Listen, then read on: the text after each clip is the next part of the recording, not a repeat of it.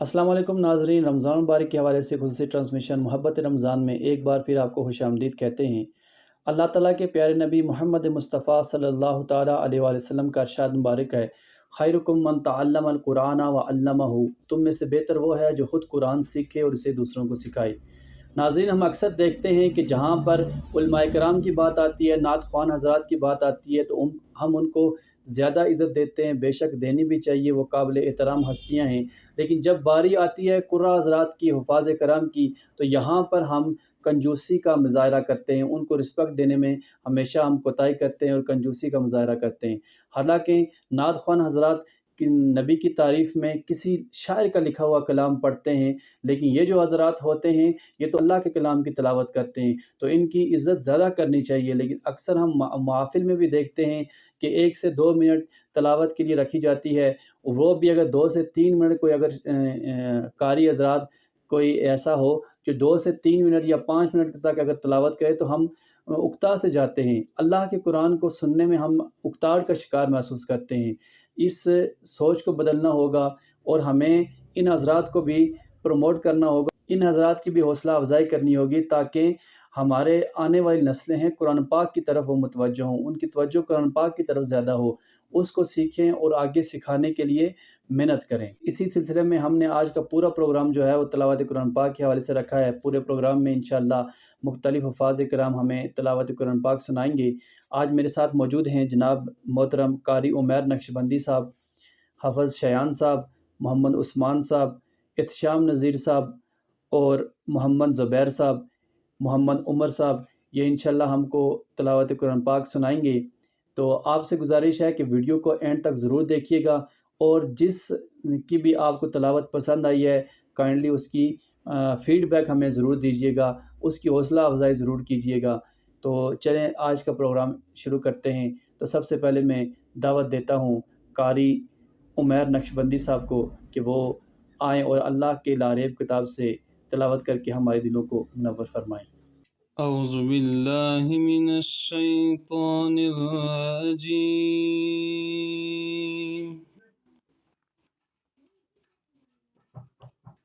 بسم اللہ الرحمن الرحیم۔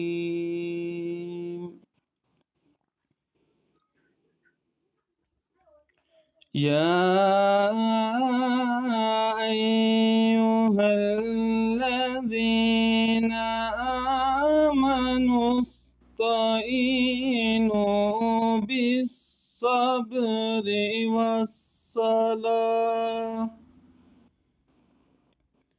ان اللہ مع الصابرین، ولا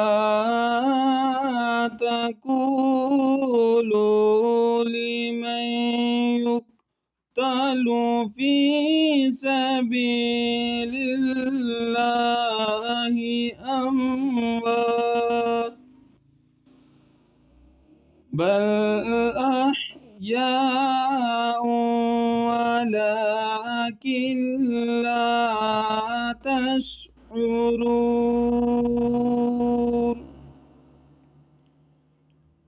وَلَنَبْلُوَنَّكُمْ بِشَيْءٍ مِّنَ الْخَوْفِ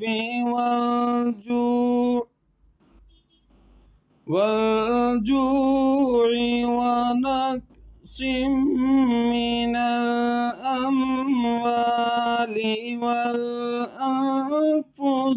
وَالثَّمَرَاتِ، وَبَشِّرِ الصَّابِرِينَ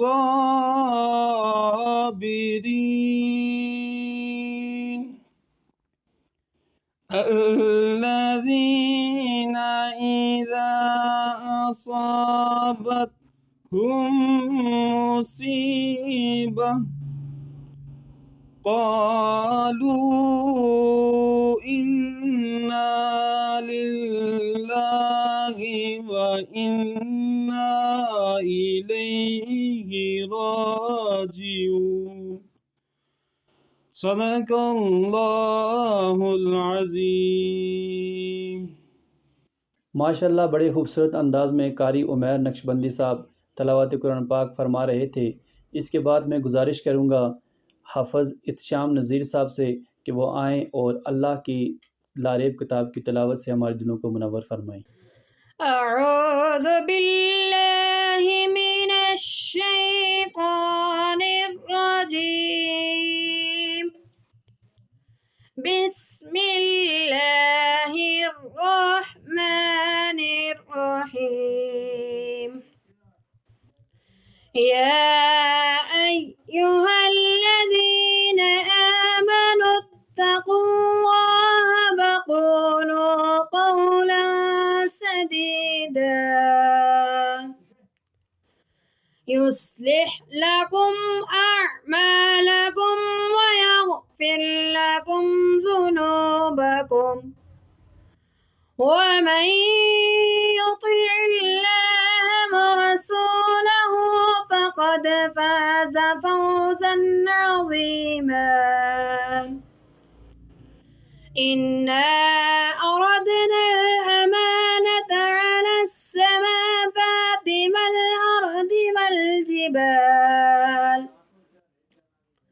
والأرض والجبال فأبين أن يحملنها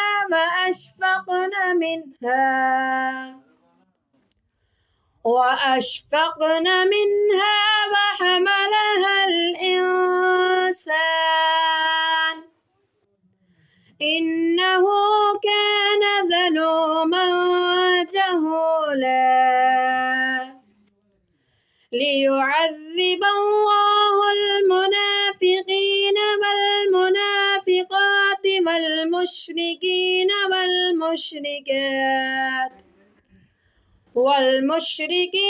والمشركات ويتوب الله على المؤمنين والمؤمنات وكان الله غفورا رحيما. آمنت بالله صدق الله العظيم. ये थे इत्शाम नज़ीर साहब। इसके बाद मैं मुल्तमिस हूँ हाफ़िज़ शयान साहब से कि वो अल्लाह की लारेब किताब से हमारे दिलों को मुनव्वर फरमाएँ। أعوذ بالله من الشيطان الرجيم. بسم الله الرحمن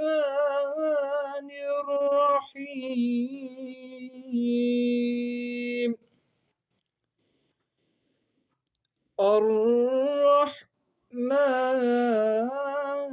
الرحمن علم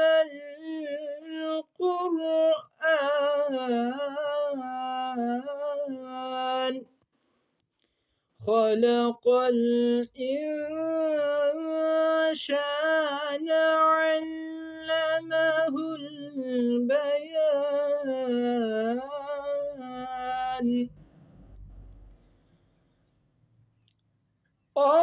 الرحمن علم القرآن خلق الإنسان علمه البيان.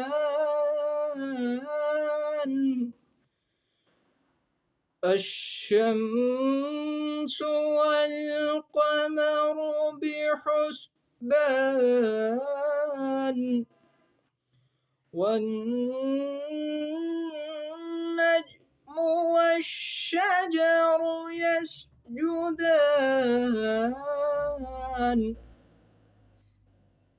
الشمس والقمر بحسبان والنجم والشجر يسجدان. والسماء رفعها ووضع الميزان ألا تطغوا في الميزان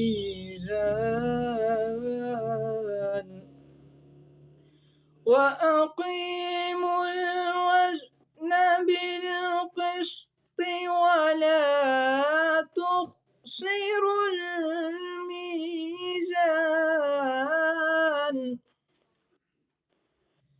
ألا تطغوا في الميزان وأقيموا الوزن بالقسط ولا تخسروا الميزان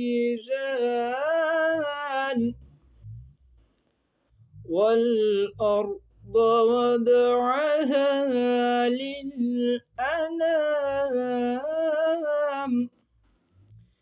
فيها فاكهة والنخل ذات الأكمام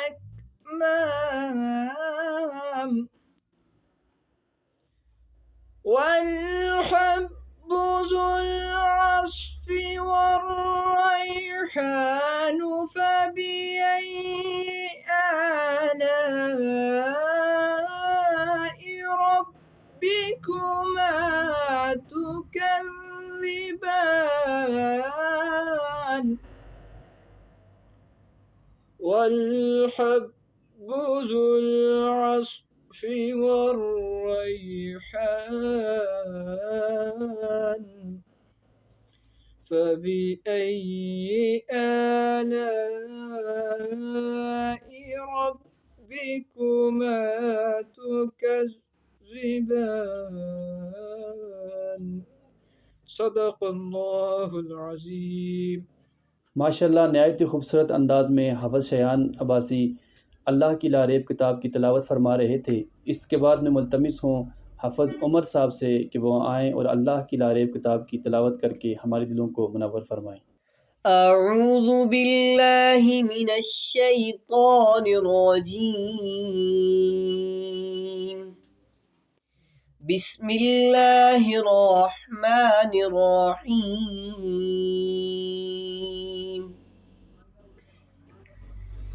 सुब्हानल्लज़ी अस्रा बिअब्दिही लैलन मिनल मस्जिदिल हराम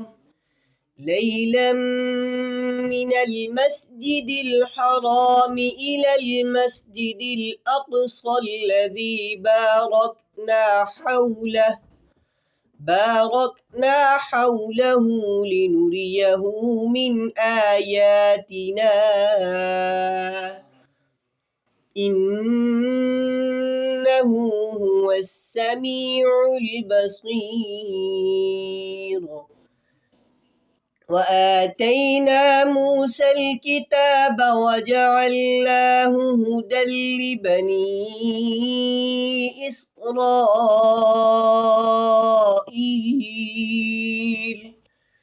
هدى لبني إسرائيل ألا تتخذوا من دوني وكيلا ذرية من حملنا مع نوح إنه كان عبدا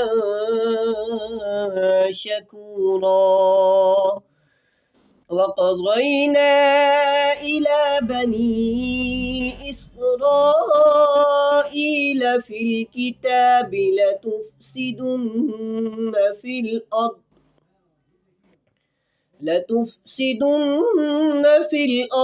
مرتين ولتعلن علوا كبيرا فإذا جاء وعد أولاهما بعثنا عليكم عبادا لنا أولي بأس شديد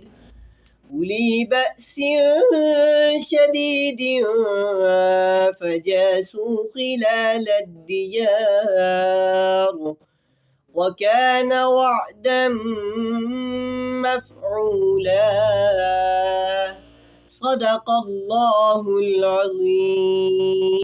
ये थे हाफ़िज़ मोहम्मद उमर जो नहायत ही खूबसूरत अंदाज़ में तिलावत कुरान पाक फ़रमा रहे थे। एक मरतबा फिर मैं तमाम नाज़रीन से गुज़ारिश करूँगा कि जिसकी भी तिलावत आपको पसंद आती है काइंडली उसको सपोर्ट करने के लिए हमें फ़ीडबैक ज़रूर दीजिएगा। उसका नाम लिखकर कमेंट में मेंशन कीजिएगा कि इसने सबसे खूबसूरत तिलावत की है। इसके बाद मैं मुल्तमिस हूँ जनाब मोहतरम हाफ़िज़ मोहम्मद उस्मान साहब से कि वो आएँ और अल्लाह की लारेब किताब से तिलावत फ़रमाकर हमारे दिलों को मुनव्वर फ़रमाएँ। أعوذ بالله من الشيطان الرجيم بسم الله الرحمن الرحيم وجاهدوا في الله حق جهاده هو اجتباكم وما جعل عليكم في الدين من حرج ملة أبيكم إبراهيم هو سماكم المسلمين من قبل وفي هذا ليكون الرسول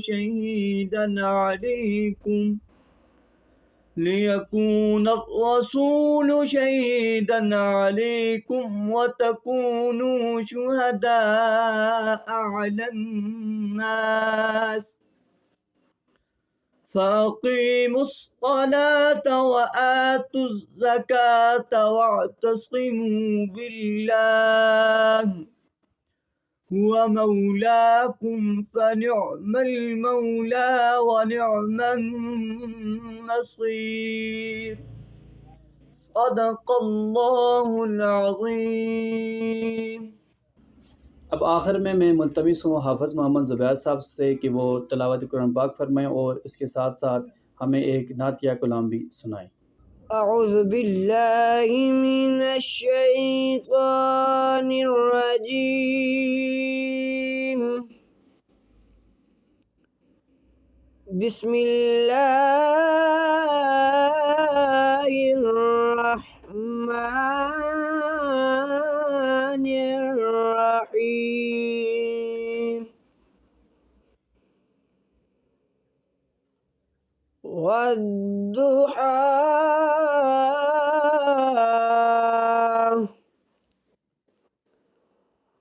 والليل إذا سجى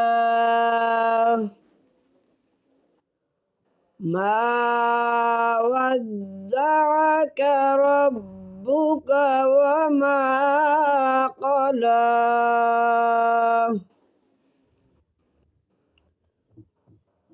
وللآخرة خير لك من الأولى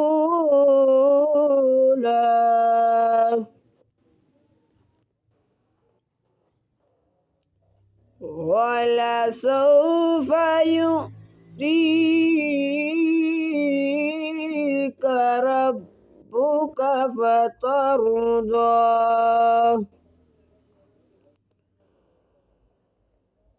ألم يجدك يتيما فآوى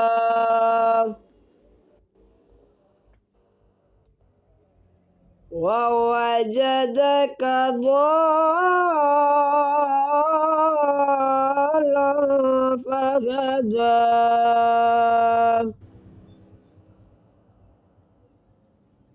ووجدك عائلا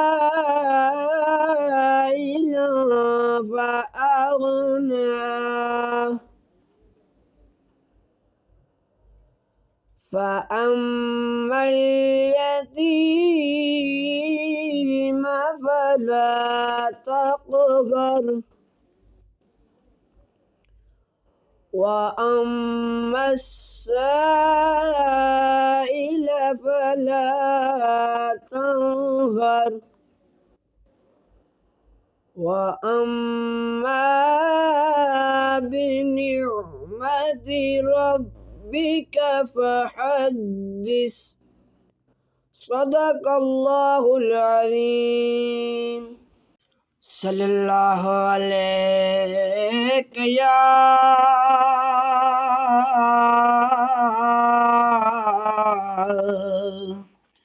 یا رسول اللہ وسلم علیک یا حبیب اللہ عجیب فیض ہے آقا تیری محبت کا درود تجھ پہ پڑھوں اور میں خود سور جاؤں اور اللہ نے سب نوروں کو ملا کر ایک نور بنا دیا اس نور کا نام محمد بنا دیا صلی اللہ علیہ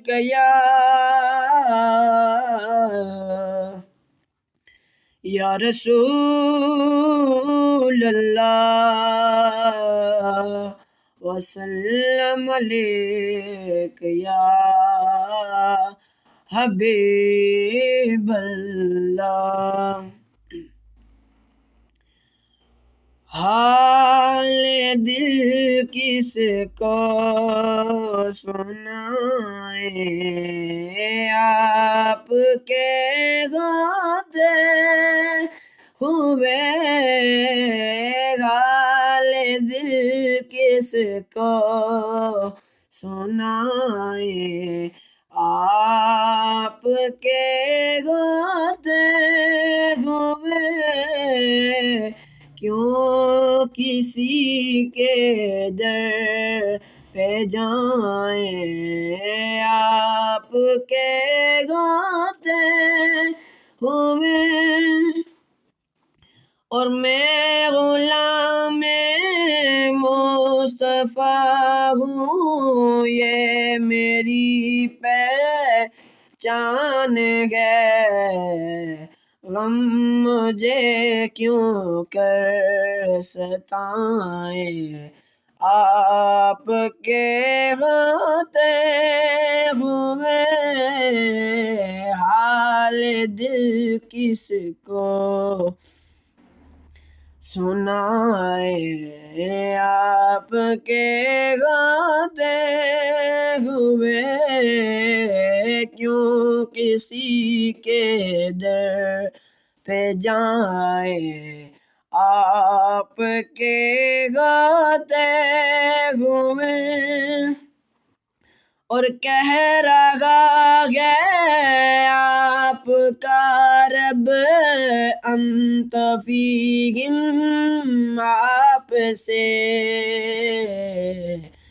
کیوں کسی کا خوف کھائیں آپ کے غاتے ہوئے حال دل کس کو سنائیں آپ کے غاتے ہوئے اور کون ہے الطاف اپنا حال دل کی سے کہیں زخم دل کس کو سنائیں آپ کے غاتے ہوئے حال دل کس کو سنائیں آپ کے غاتے ہوئے کیوں کسی کے در پہ جائیں آپ کے غاتے ہوئے حال دل کس کو سنائیں آپ کے ہوتے ہوئے کیوں کسی کے در پہ جائیں آپ کے ہوتے ہوئے۔ ماشاءاللہ نہایت ہی خوبصورت انداز میں حافظ محمد زبیر صاحب نعتیہ کلام پیش فرما رہے تھے۔ ایک مرتبہ میں پھر ان تمام حفاظ کرام کا شکریہ ادا کرتا ہوں کہ انہوں نے اپنی مصروفیت سے وقت نکالا اور یہاں پہ تشریف لائے۔ اللہ تبارک و تعالیٰ ان کو ہر قدم کے بدلے میں اجر عظیم عطا فرمائے۔ امید کرتے ہیں یہ سلسلہ بھی آپ کو پسند آیا ہوگا۔ ہمیں اپنا فیڈ بیک ضرور دیجیے گا۔ کل تک کے لیے ہمیں اجازت دیجیے۔ اللہ حافظ۔